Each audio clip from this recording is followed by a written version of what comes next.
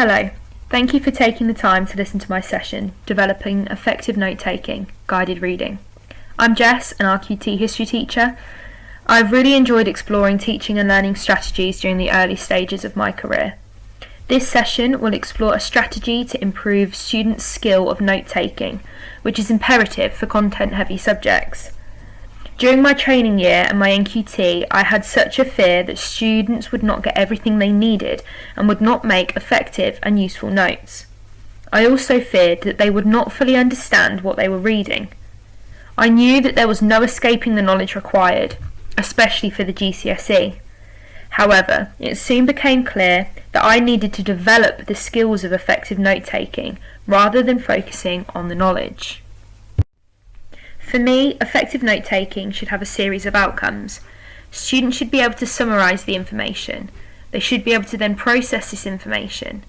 Importantly, they should be able to apply this knowledge gained, and they should be able to retrieve the information in the short and the long term.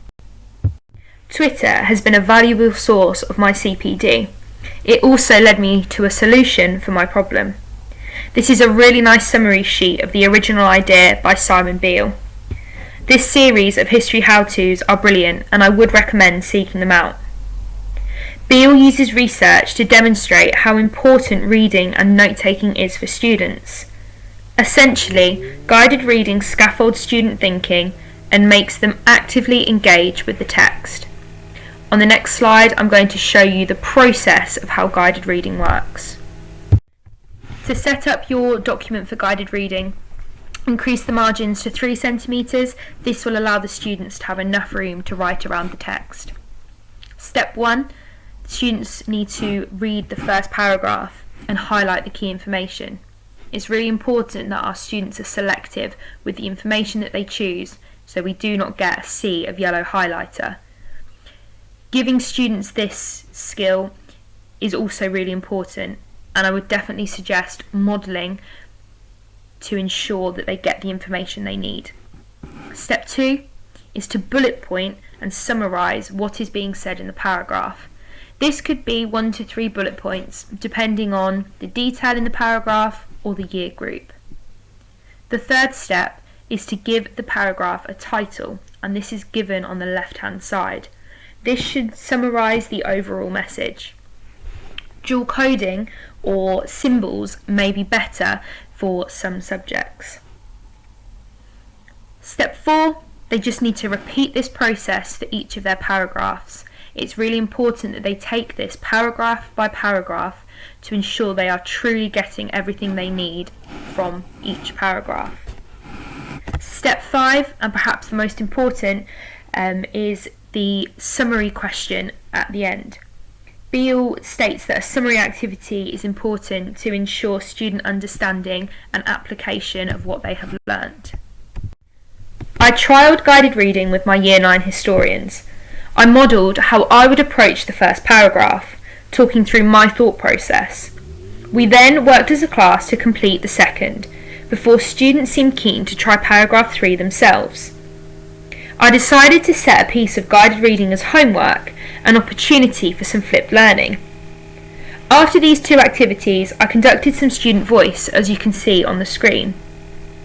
Feeling confident that this strategy would benefit the students, I used guided reading again with Year 7, focusing this time on a smaller text and collaborative learning.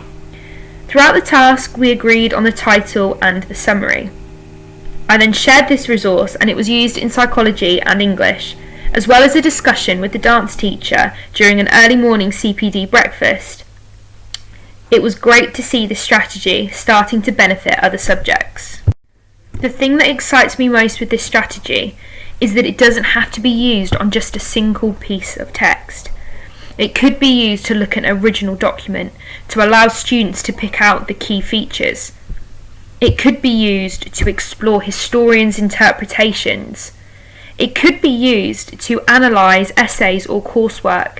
Has the student been able to write a clear, concise argument that other people can see when they're reading it? It could be used as for a summary of a study or a report, or it could be used as a piece of contextual reading for subjects such as English. I'm going to continue using guided reading. I'm hoping to implement it through our Key Stage 3, 4 and 5 curriculum. I'm hoping that it will continue to allow students to develop their skills of effective note-taking. And most importantly, I'm looking forward to seeing the long-term impact that this has and helping students to transfer these skills to the textbook and allowing them to pick out the key information they need. Thank you for listening. Please feel free to contact me on Twitter. I hope you enjoy the rest of your day.